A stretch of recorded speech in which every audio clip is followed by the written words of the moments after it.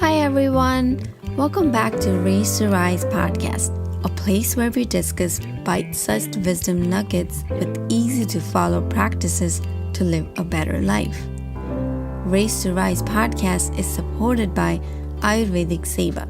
Ayurvedic Seva is an herbal dietary supplement line set out to change the industry by dedicating the company to quality, safety, and holistic approach on making the wellness journey safe, healthy, and natural. If you want to start adding some natural herbs in your diet, then head over to ayurvedicseva.com and use our promo code RAISE2RISE for 30% discount. Once again, head over to ayurvedicseva.com and use our promo code RAISE2RISE for 30% discount. I am your host, Mital Patel, a parenting junkie, Ayurveda enthusiast, and an advocate of conscious living. Today, I want to talk about my learnings on what is the connection between parenting and Ayurveda, and what is the importance of following Ayurveda around kids. When we hear parenting, the few things that generally come in our head is providing good food, education, shelter, vacations, etc.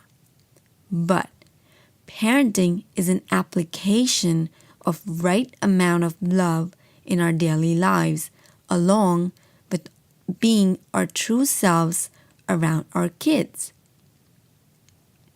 Our children give us the opportunity to experience and express love every day. As parents, we have a very unique relationship with our kids. We can have different bonds and different roles at the same time. Sometimes we might be a parent, teacher, friend, psychologist, advisor, disciplinarian, coach, or whatever.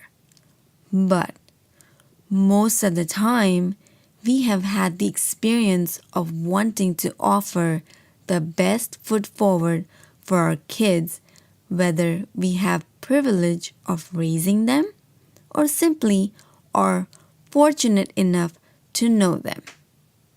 Ayurveda has a great deal of wisdom that is just as easily applied to children as adults, and hence, I want to share my learnings, hoping it will help you apply some of this ancient wisdom of Ayurveda to the children in your life and support their vibrant health. Unfortunately, our human doing obsession with speed, perfectionism, efficiency, and ease is blocking some of the timeless wisdom that can help us to be in tune with the cycles of seasons, our own circadian rhythms, and seasonal foods. Ayurveda works with the rhythms of natural world in order to foster strength, resilience, and vibrant health. And children are at their best and uniquely positioned to benefit from this holistic approach because at this stage, they're not usually been significantly altered by the habits of a disconnected world in compared to us adults. Often, the imbalances in children can be healed via small shifts to reignite a children's natural capacity to thrive. Mind-body type does have genetic components, but a family doesn't necessarily have to be dominant in one dosha or another. A Kapha father and a Pitta mother can very well could have a Vata child. For example, my little baby, he is Vata. We need to look on both sides of the family to see where a dosha may be inherited. It is interesting to look back at our own childhood and discover the doshas of each of our brothers and sisters. Look at how we interacted with our siblings, and what are these relationships like? Remember that your kids look to you for skills to handle each other too. They learn from our example. When you know your child's dominant dosha, you are better able to handle the myriad of things that come up at any given moment. You're better able to parent from a place of love rather than expectation. For example, that your Vata child may have some anxiety about a friend's sleepover, or that your Kapha child may need 2 different alarm clocks to get up in the morning. So, it is important to assess our kids' dosha. Now, you may ask, how can I assess dosha in my kid? Well, get your notes and pen ready because it's about to get informative. Ready? All right, let's look at the qualities of Vata kids. The daydreamy child drawing rainbows on a pad in the back of the room is the Vata child. These kids have great imaginations and they're gifted at making up stories. If you ask them a question, they'll talk up a storm. Physically, Vata is slight. Whether tall or short, these kids look skinny.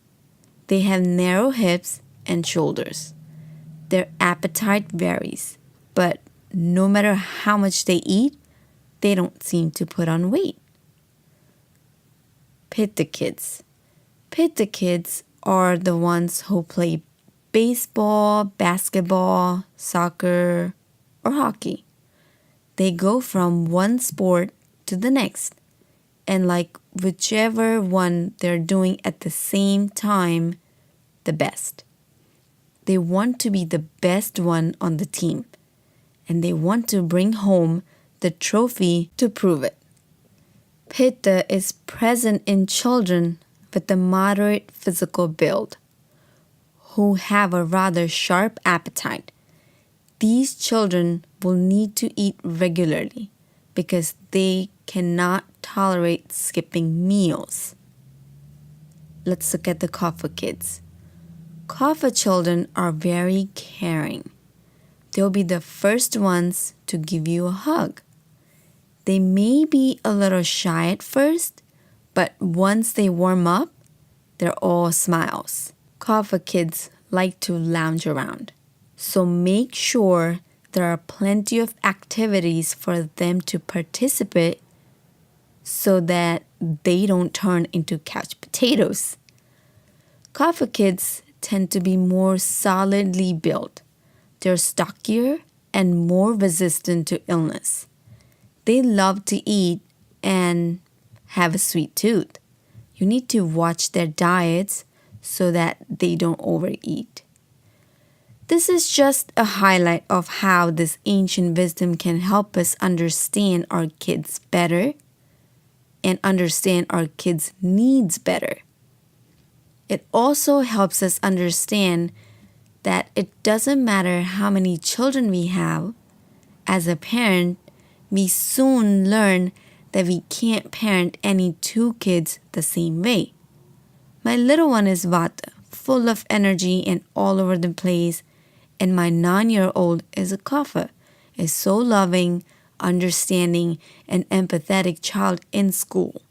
Yes, that's right, I did say in school. When we look at all the factors involved in a child's individuality and the different ages and stages they all go through, there's no question that parenting is the most rewarding phase there is. Ayurveda gives us tools to help us relate to our children and to help our children relate to each other. So that's all for today on Growing and Glowing Kids with the Ayurvedic Connection. Stay tuned to dig deep into this ancient wisdom with me. Thank you for listening to Race to Rise podcast. We would absolutely love to hear your thoughts about our today's episode. Please let me know you have listened to this episode and fill me with your aha moment. Share it on Instagram, tag me with the hashtag Race to Rise or at Mithal's Conscious Parenting, and I would love to share those to my stories and shout you out there. So please go ahead and tag me on Instagram, and I would also love if you subscribe, rate, and review the podcast. It's our brand new podcast launch, and we have some bonus giveaways going on for the top raters and reviewers. Also, I would love to send you my 7-day parenting journal absolutely for free. All you gotta do is leave me a review in the iTunes store, take a screenshot, and email it over at raise2risepodcast@gmail.com. Again, take a screenshot of the review and email me at raise2risepodcast@gmail.com, and I will send you the 7-day parenting journal. Thank you so much for being the active listener of this podcast. I am so grateful for each and every one of you. Thank you for raising your consciousness and rising as joyful beings.